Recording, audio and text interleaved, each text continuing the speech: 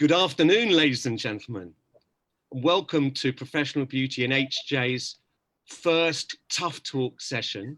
I'm really pleased and delighted to welcome Hellen Ward, co-founder of the Richard Ward Hair Metrospa, reportedly the highest grossing independent salon in the UK. And is my first victim today. Okay. Helen's also director of Tangle Angel, board member of the British Association of Women Entrepreneurs, past president of the Hair and Beauty Charity, and past chair of the fellowship. So quite a roll call of honour there, Hellen. Welcome. Thank you. Nice to see you.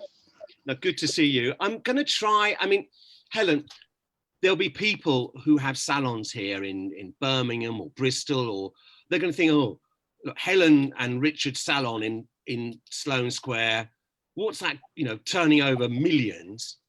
What's that got to do? How can listening to this relate to me? What would you say to salon owners, many of whom, as you know, are struggling? What I'm trying to do today is see what your experience, how the ups and downs of your experience can help, Mr. and Mrs. Normal salon owner, if you call it. What advice would you give them straight off? Well, at the moment, things are obviously just hideously bad. And, it's been very hard for us as well. I know people think, oh, it's central London, it's easy. I think we lost so many clients over this first lockdown. Let's be honest, July was fantastic. Everybody came back. But August was starting to get really frightening. Tumbleweed rolling around 5,000 square feet when you're paying, a hell of a lot of rent every year is not great. And I think people in London had it really, really tough then. But look, we're all having a tough time. I'm in here freezing. I'm walking out there, the lights are all off. It's just heartbreaking. It's everybody. If you're not, look, we were sort of 25% down on last year after we came back to work from the first lockdown. So, but the UK average is to be 30% down. So if that's you, you're just the same as everybody else. And, it's a tough time all around. There is no one who's not having a tough time over this. It doesn't matter who they are. When we were chatting briefly before, you said, look, you took some tough decisions during the first lockdown. And you were glad you did. I'm sure other people have done similar, but what were those things that you did? And is there anything specifically you can advise people now, if in running a salon? What were the pointers that you did that people might be learning from at this stage? Well, I think the most important thing, I suppose like everybody else, when do you ever have time to sort of sit down and have a good look at your HR, have a good look at your contract of employment, your employee handbook? Because new bits of law come out and you just sort of cut and paste it in. And then sort of 10 years go by and you think, I haven't actually looked at that. Is that what I want? Is that what I want to tell my staff that good looks like? So I spent the first lockdown, we all did, working through and we ripped up our HR and we started again. And that, I'd never have had the chance to do that. Who would have the time to do that? So we all worked really, really hard on that. That was a worthwhile thing to do. This lockdown, I've spent my time, and I think this is the crucial thing of how we're going to get through this awful time, is making sure the business is in a fit state to scale up when the customers come back and scale up very, very quickly, and downsize back down again when the customers are all frightened to get on the tube and the bus and they're not there. And I think trying to get yourself into a state of play where you can do that, you can upscale and downsize at the drop of a hat, is going to be the key. So I've been doing lots of webinars and stuff like that on how to do that, what you need to do to get yourself in that state, because I think that is what you have to do, be able to scale up and scale back down again. Yeah, talking about staff, you employ or did employ a lot of people compared to most salons. How do you keep on top of that? And how do you deal, you invariably, I'm sure some of your staff would call you difficult, but some equally, you will have had what, as an employer, will have had difficult individuals. You know, if I'm employing 5 individuals and not so experienced, how would you advise me in dealing with the challenges? Yeah, I mean, in this pandemic. I think it's appreciating that trying to make the perfect member of staff is just absolutely pointless.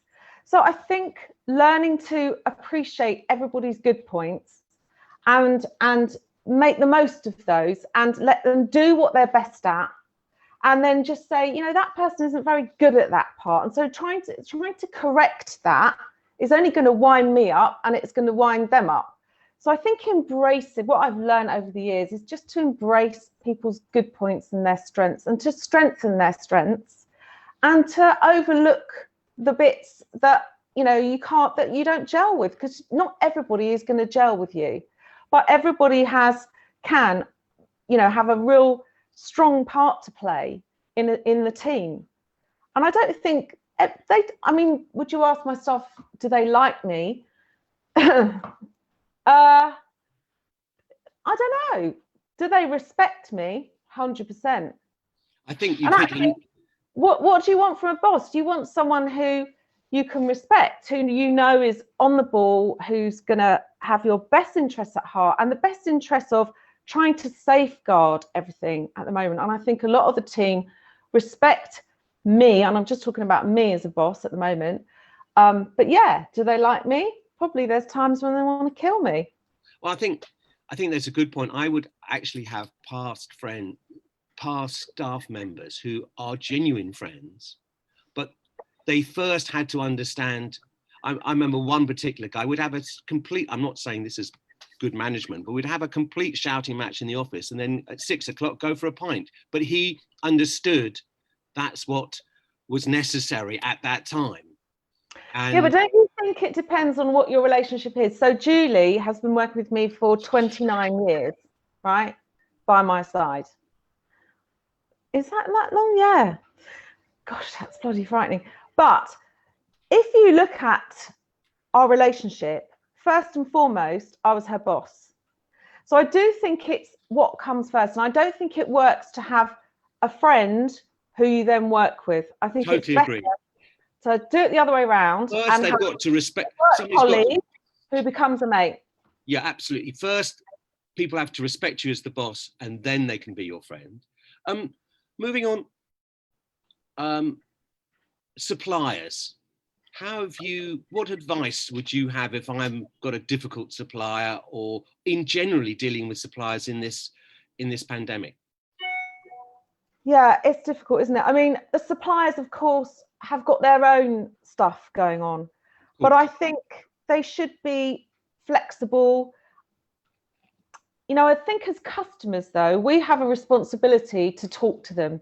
You know, if we can't pay our bills or things are really tight, we can't just brush it aside. We need to tell them, so we can come up with a time to pay plan or something like that, or we can defer any bills that are owed. But you do need to, I think, talk to them and share. You know, I don't think they can help you if you don't explain what things are like for you. I think you need to be really frank. And the suppliers that have got the long-term, the right outlook long-term will help you. The ones that are being cutthroat with you now, they might think they're playing hardball is going to work for them now, but they're going to lose out in the long run. Because we won't forget. We won't forget. No, but what you made a good point is communication. If you're a supplier, you'd rather hear from a difficult situation rather than go silent. I think that's a very good point. So, mind you, I did ring up HMRC to defer something the other day, and they said, yeah, you can defer the payment, but yeah, the interest is 2.6%, and you're going to get a late payment charge in March of 5%. It's like, well, that doesn't really help me then. No. So are women better in business than men? Ooh, well, women, you know, look, us girls, we talk to our girlfriends, and my very best friends, I'll call them up and we'll just, you know, say, oh, I'm feeling pretty crap about this, that, and the other. And they go, oh yeah, tell me. Men want to fix things. You can't have a conversation like that with a man, because the man will go, but why? Well, why haven't you done that then? Well, why didn't you do that then? And you go, actually, I don't really want it fixed. I'm just saying how I feel. And in a minute, I'll be fine and I won't feel like that. So women are probably have more empathy with the staff, I think, because they're there and they know that sometimes their team members just want to talk to them. Are they better in business? You're being very, yes. Sorry, yes, I think so. No, so, but why though? Okay, because you're better empathetic, you've got more empathy, better listeners. I do think that we are better listeners, and so we remember stuff more. And I do think we're a little bit more conscious to get back to people. You know, I know some guys that are great in business, of course I do. But yeah, I just think in general, but I would say that I'm vice president of the British Association of Women Entrepreneurs. So, okay. Say that. Our president Lou would kill me. So, okay, so we all, whether we're man, woman, we all make mistakes. What could you allude to perhaps your biggest cock up, or at least some of the mistakes that you might have made? If you could wind the clock back, you wouldn't, oh my goodness, I wouldn't do that. Well, I think probably the biggest mistake we all made, and so many other people made this mistake as well, was at the sort of start of the online shop thing. Everybody, you know, was having their own online shop, and the people that made these sites for us all trousered a hell of a lot of dosh for doing these websites for us, because we all thought we were going to compete against the Look Fantastics and the Feel Uniques. Well, hello, we lost money on that, and we weren't the only ones. That was a huge mistake. We didn't realize, you know, we still hardly sell anything through our online shop, to be honest. But what we do sell is vouchers for treatments here in the salon, because that's something you cannot get at Look Fantastic or Feel Unique. So I think we wasted a lot of money on that, but then everybody did at the time. I mean, I had somebody I know who spent 150 grand doing a website, and it was going to be all singing, all dancing, and they probably sold, you know, 1 can of hairspray. So, but we've all made mistakes, haven't we? And it's having to learn from them is key. I mean, what does it take, do you think, to be a successful entrepreneur? What kind of personality traits do you think? Willingness to embrace failure. Entrepreneurs that I know are not embarrassed to fail at stuff. You know, I did that, didn't work, tried that, didn't work. And they'll learn from what they've done wrong. I hate going to watch anyone speaking at a conference or anything like that who spends the whole of the conference telling everybody how absolutely fabulous they are and how they've never made any mistakes and everything they've done is turned to gold. I saw someone present at something like that, and I honestly just wanted to walk out, you know, and they didn't allude to any of the mistakes they've made. People want to hear your story, and they want to hear what you got wrong and how many times you went to bed crying and thought, right, sod this, I don't want to do it anymore. You know, anyone who is successful has had times like that in their life where they've just thought they'll chuck the towel in. I mean, happened to us so many times. And you pick yourself up, you dust yourself off, and you just go, okay, tomorrow's another day. No, I like Captain Tom. I mean, would you share with us, was there anything in the life, either personally or professionally, that you really, could you share like a big moment, an adverse moment, and that you've had to turn around and come back from? Yeah, I had a terrible time personally in 2005. We had the shop fit going on here. My son I've just had my son. I had gestational diabetes. I wasn't sleeping. I broke my arm. Oh my. I had an 11-week-old baby. I had to come back to work on literally half an hour's sleep every night for like 4 months. And yeah, and what doesn't kill you does make you stronger, definitely. And I look back now, and it's funny, it's only when you go through a time like that that you look back and you think, how the hell did I get through that? What on earth did I do? And I think we'll look back over this lockdown, particularly this one, which has felt very tough. You know, I think the first one, it was sunny and you could go for a run at 5 o'clock at night. You know, this is pretty tough when it's getting dark at 4:30, and it's grim and it's horrible and it's cold and it's wet and it's miserable and we haven't got a reopening date. So I just think there are times like that you have in your life, and everybody has them, where you look back and you think, I don't know how I did that. I honestly do not know how I got through that time, but we do, and we get through stuff and you come out a better person. And I think there's ways you can look at stuff, isn't there? We lost our first son, which the odds of that happening were just like, I was, you know, heavily, it's an awful time.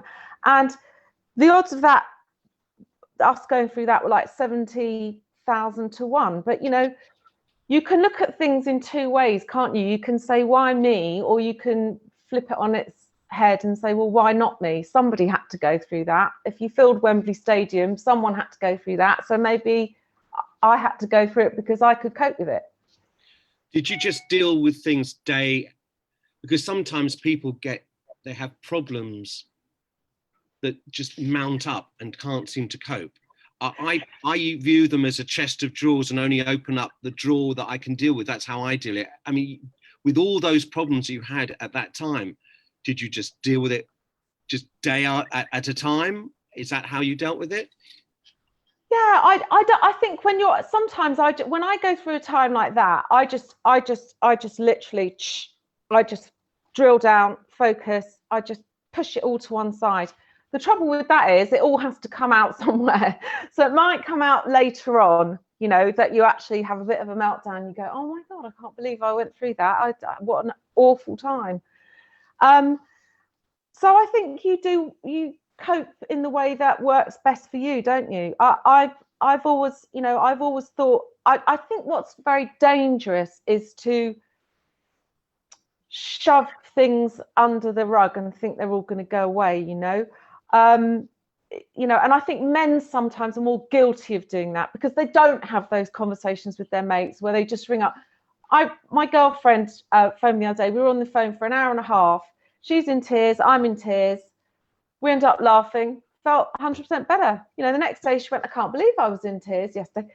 Because we got it out. You've got to get stuff out. And however you get it out, and men sometimes do that through exercise and sport and all those sorts of things. And we just talk. Women talk and drink gin. No, but facing the problems, sharing it, getting them out, I think is good advice.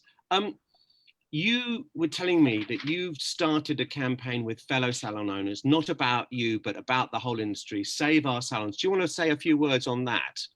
Yes, I would love to. Thank you. So we started up, we've got a WhatsApp group going where we started it right at the beginning of lockdown back in, oh gosh, whenever it was. And we literally talk to each other all the time, like, are you opening tomorrow? What are you doing about furlough? What are you doing? And it's been a real lifeline.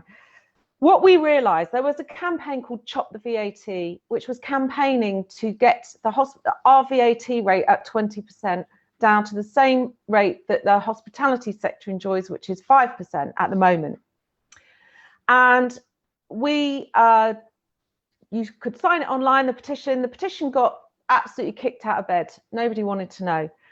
So we've had some intel to say, actually, what the MPs need to do to get this on the board again, they need to hear from their constituents. They need to hear the stories that are saying, you know, my business really needs this VAT cut. If I can cut my VAT to 5%, I might be able to save 2 or 3 or 4 jobs. So please, salon owners and beauty therapists and hairdressers, but salon owners particularly, go onto the website, which is www.saveoursalons.co.uk. And the link is there to find your MP. And there's a template, but personalise your story. And then hopefully the MPs will get this stuff in front of who it needs to be in front of, so we can get this VAT cut. Because the trouble with VAT in our sector is it's an input and output tax. So if you've got a shoe shop and you're buying all your shoes, you're claiming back all your VAT on the shoes you buy. But then when you sell your shoes, you're paying the VAT on the sales you make. It doesn't really work for us. When we're doing a leg wax, there's only a tiny bit of stock involved in that leg wax. So we're having to pay VAT at a rate that's just unfair. So we're asking everyone, please, we're faceless. We're not aligned to any particular media or organisation. We just want people to get behind this and support it, please, for all of our sake. I think the point you make is that in the past, lots of campaigns, we send a template out and everybody cuts and pastes it. The point that you make, and I'll re-emphasize, is that let's hear the stories. You know, I employ 5 people, I employ 15 people.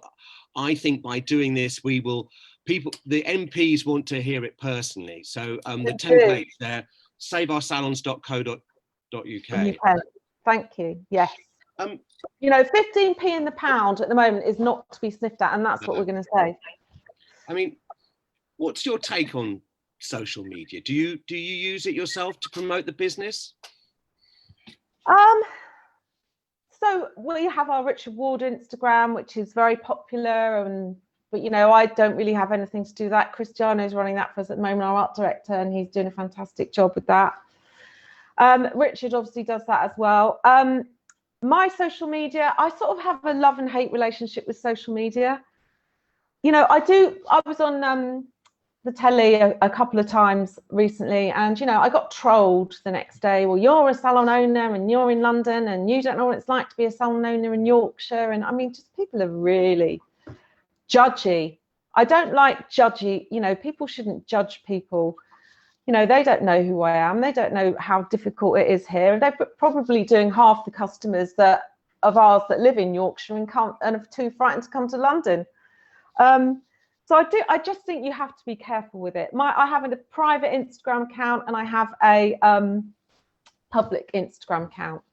And I just try and make a mix of things that make me laugh and a bit of fun. And, you know, there's not much to laugh about at the moment, is there? What would you know? Your Metrospa is by turnover mainly hair business, but you also have an important beauty side to the business. What would you advise hair salon owners thinking when we come out of this pandemic of taking on a beauty side to their business? What would you advise them? Beauty is great, and the reason we have it, and yes, it only equates to about 10% of our actual income, but the reason we have it is because the more things our customers can have done in one place, the more chance there is that we will keep them. And what we've noticed is our spa, we are really starting to embrace, people don't just want the usual type of treatments, they're into their Reiki, we're doing sound healing. People are going to really embrace that sort of stuff, I think. Beauty is great. Do your homework, get a brand that fits with your customers. If you're not sure what brand to go, I think beauty is more predominantly about what brand you use. You know, I think the branding is really important, what brand you use. So you need to have the right brand. So, and if you're not sure what brands to use, I always say, ask your clients, you know, ask what they're using, what they're having done elsewhere. But beauty is a very key part to what we do. It's fantastic. I love it. Look, we're in the middle of a pandemic in the UK here. There sadly will undoubtedly be business that will have already closed and not reopen, and unfortunately more to come. Where would you see the opportunities for salons and spas once we do reopen and hopefully get back to some sort of normality? Where do you see the opportunities for the business in the coming year and years? Well, I think it's quite interesting. I think if you look back, after every difficult time, like after World War II, you know, after the difficult times in the 1920s, there's always been a time of people going a bit crazy. You know, if you think back to after the war, people, you know, that's why there was a boom in the birth rate. You know, people went nuts. They were like, right, I can't wait to party and go out there and have fun. So I think we will see, once this pandemic is over, I think our customers have realised that what we do is so important, because it's not just about treatments and it's not about beauty or hair. It's about feeling part of a family. You know, the up here, it's that side of things. You know, we had a client say to us, you've missed a trick. This was in the first lockdown. She said, I don't just come to get my hair done. I come to see your team. I come to talk about my love life. I come to feel good. I feel good when I'm with you, and that's so important. And I think there will be a real boom, and people will want to be groomed. We've had so many months of just not going out, not wearing, you know, not getting dressed up. I think there will be a massive flip. I mean, we've got a 19-year-old, and she's gorgeous, and she said to me, just so you know, this was last night, she said to us, just so you know, I'm going to Ibiza and I'm not coming home. I'm just going to go nuts and party. And it's not what you really want to hear as a mother, but you sort of think, oh, don't blame you. Good, go, have fun. And of course, coming to the salon and receiving the welcome and the vibe and as you say, to chat about everything, you can't do that online, can you? No, and I think, you can't you know, buy that online.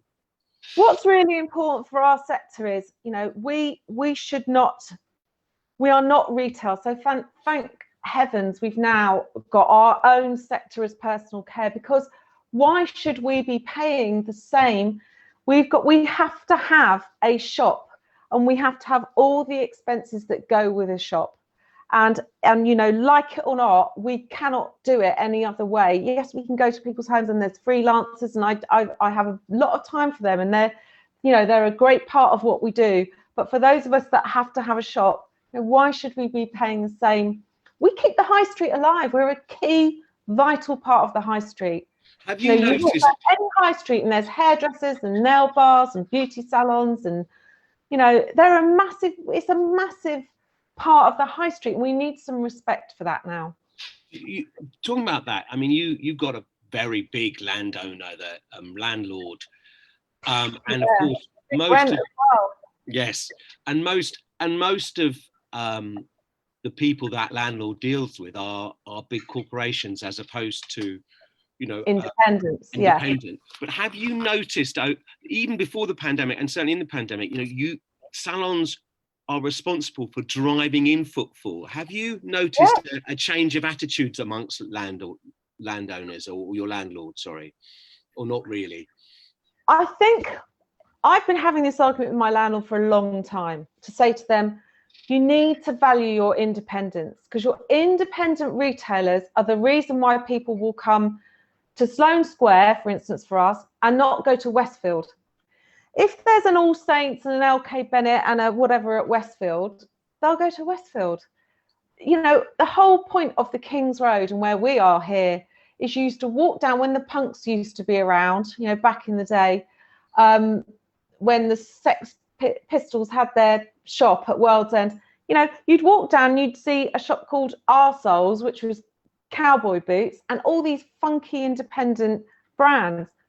Unless you support the independents, all of that will be lost, and there'll just be these faceless mouths filled with the same old shops.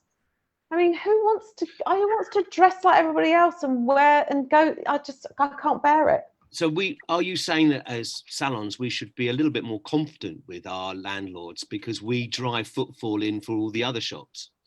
Well, yes, we should. But another reason we should be confident with our landlords is we need to really, really make them understand that if they don't support us and maybe give us a break on our rent or renegotiate our leases, if they're left with an empty shop, even if there's a business rates exemption, they'll be liable for the business rates on the shop. So our business rates here are 11 grand a month. So it's going to cost my landlord 11 grand a month to fall out with me and have this salon empty.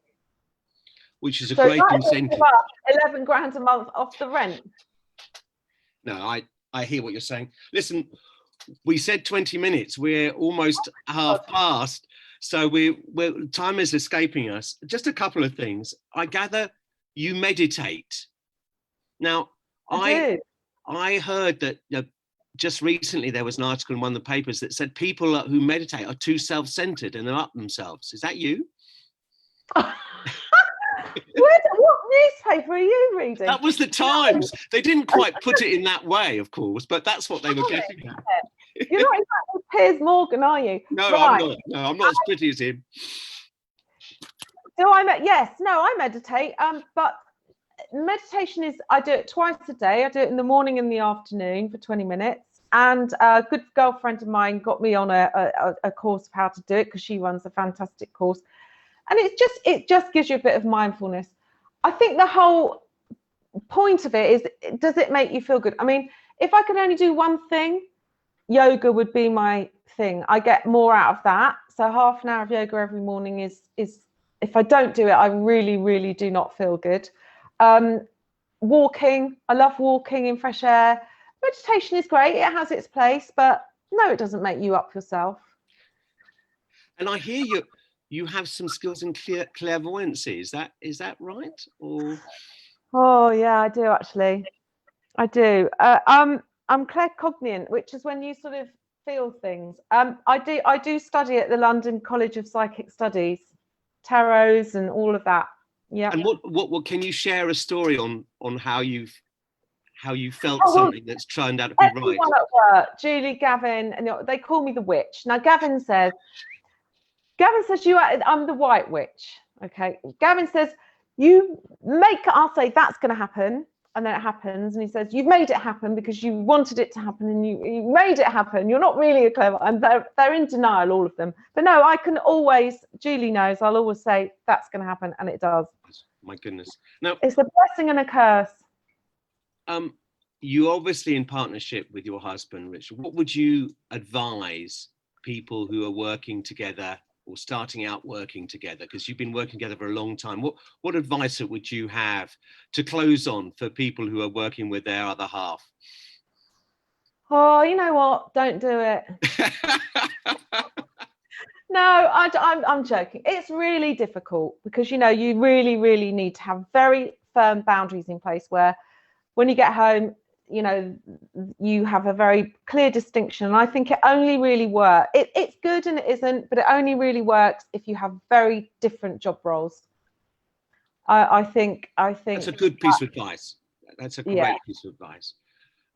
Hellen, I don't want to sound too sycophantic, but you are an inspiration for many people. You're a great ambassador for hair and beauty. You write for Professional Beauty. You have many articles in Hairdressers Journal. You do stand up for our industry. Hellen Ward, thank you very, very much for joining us for these few minutes. Thank you and good luck. Thank you, Mark. It was good fun. Thanks. Best. Cheers. Bye-bye. Bye.